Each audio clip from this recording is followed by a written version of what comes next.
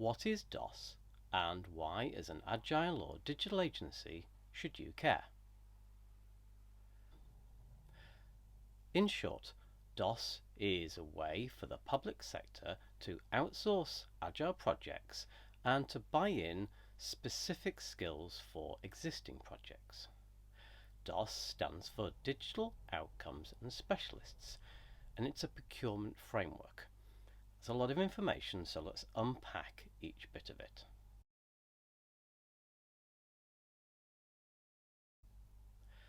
First, what's a framework? You can think of a framework as an approved supplier list. Frameworks were legally set up under the EU, and they're still used by the UK government as a way to speed up the procurement process.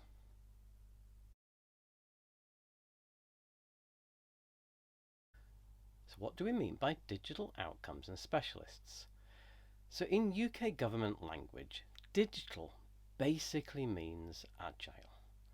So this framework, this way of procuring, way of working with suppliers like you, is a way of buying either a whole agile project, so they outsource the whole project to you, or they outsource a phase of the project to you, or buy one or more specific specialists to work on the project.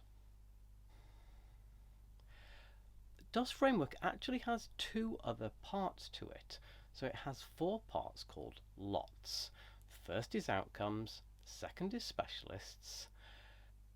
Then there are user research studios, where government can hire a lab. Lastly, there are user research participants.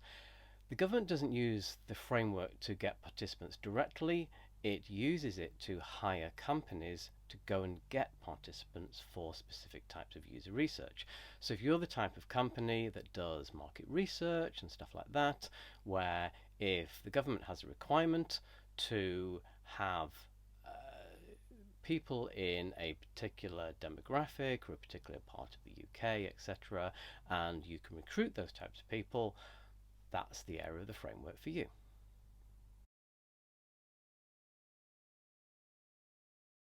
So how does the DOS framework actually work?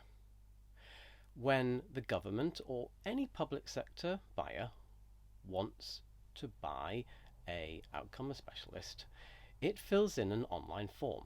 This creates an advert known as a DOS ad. These ads are on the digital marketplace. It's a public website that everybody can see. The ad has a very specific format.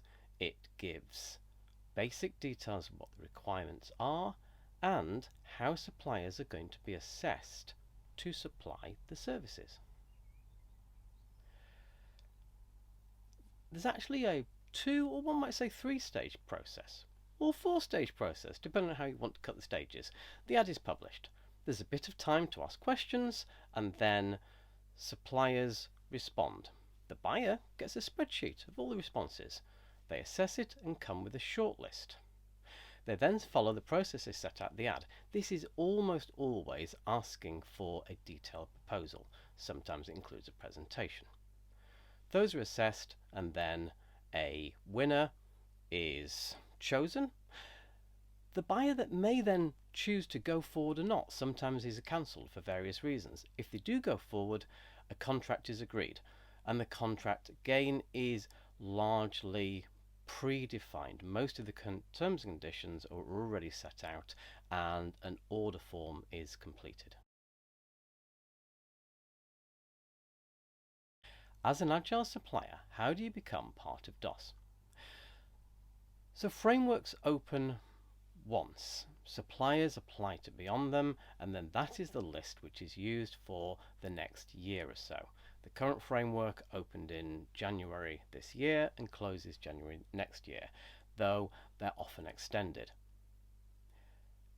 But that doesn't mean that if you're not on the framework, you can't work through the framework.